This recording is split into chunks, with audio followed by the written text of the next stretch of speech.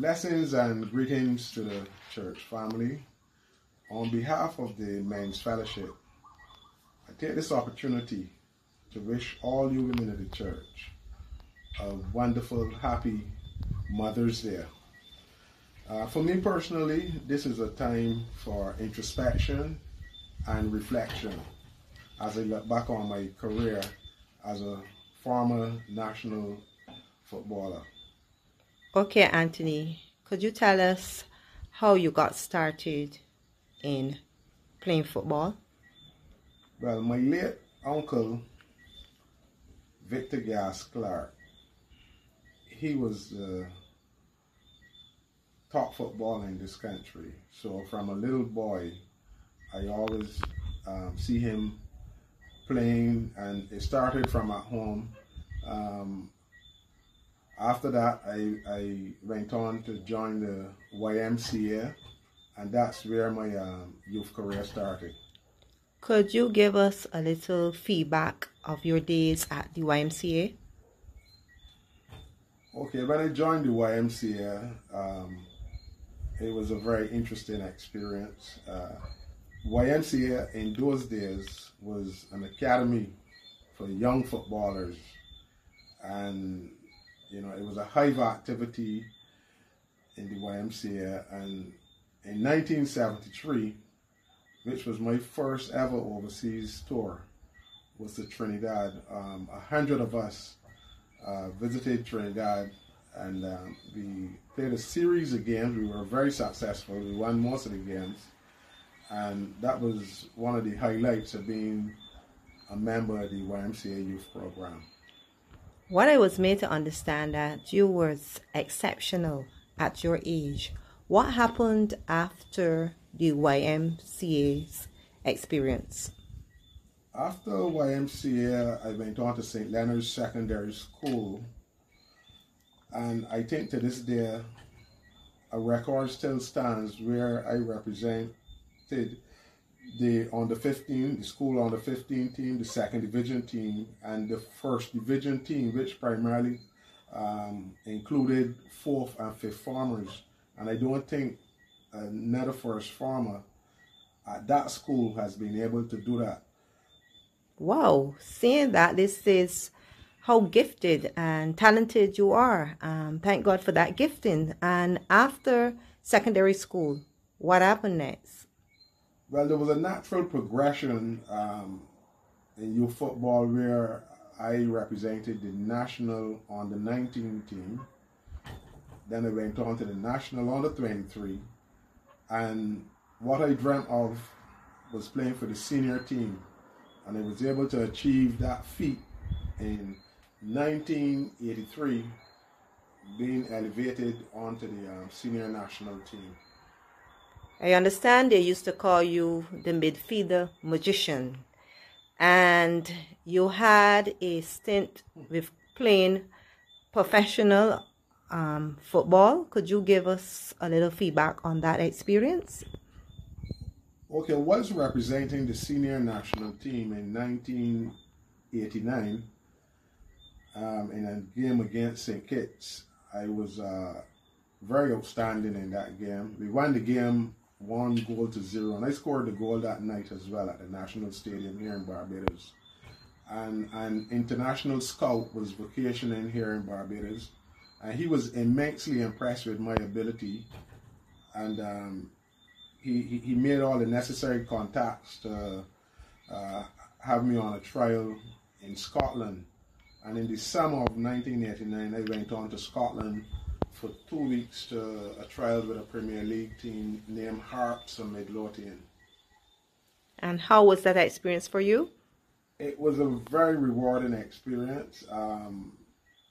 It is something that I look back on and feel very happy about that opportunity to go on trials with a big professional club. I wasn't awarded a contract at the time, but nonetheless, you know, it is something that stood tall in my football collection. I also can recall the glory days of the club you represented, Could you tell us the amount of years you represented your club Wales, and how was that experience? I represented Wales Club for approximately 10 seasons, and during that time, that in itself was a success too, because we won championships almost every year. In 1984, we won the Double Crown Championship. In 1986, we won the Double Crown Championship again, which is the Knockout and League Cups. And in between those other years, we were either winning the League Cup or the Knockout Cup. So, you know, it was very rewarding and a lot of success playing for Wales at the time. I also remember during that time after that you, because of the love for football, you pushed yourself to another level and you ventured into coaching. Could you tell us some bit about your coaching experience? Well, after my playing career at the national and the club level, I started my coaching career where during the year 2002, I was the assistant coach on the national senior team. Horace Beckles was the head coach, and again that was met with some level of success because we were preparing for the World Cup, and that was our best showing ever for Barbados, where we reached the semi-final stage in the World Cup preparations, and for the very first time we played against the USA, we played against Costa Rica, and we played against Guatemala, and we had the first big win against Costa Rica here at the National Stadium, and we defeated them 1-0. And that sent shockwaves through the international community. After my stint as assistant coach, I was elected as head coach of the national under 23, and we prepared for a number of different tournaments, and that was very well as well. I also think I heard something that you did some other international course. Yes, I did.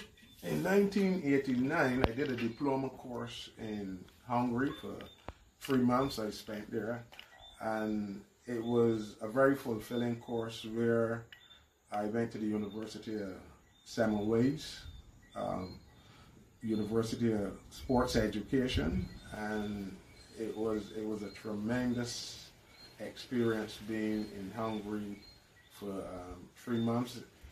It was not only coaching. There were tours every weekend, but the important thing is that I came away successful on that course. I also did a level 1 course in Trinidad and Tobago for 1 week, and I was very successful in that course as well. Okay, Anthony, so we are glad for you to be able to share with us. So I take this opportunity now for you to give closing remarks and anything you would like to leave with the younger generation. I just continue to encourage the young people to continue to try to strive to reach your goals, you know, and have that dream, have that passion, and whatever you do, to excel and to be a model of excellence. And you know, you would have obstacles along the way, but just stay focused. Keep God also in focus, and I'm sure that you can reach those goals. Thank you, Anthony, Daisy, Clarke. Church.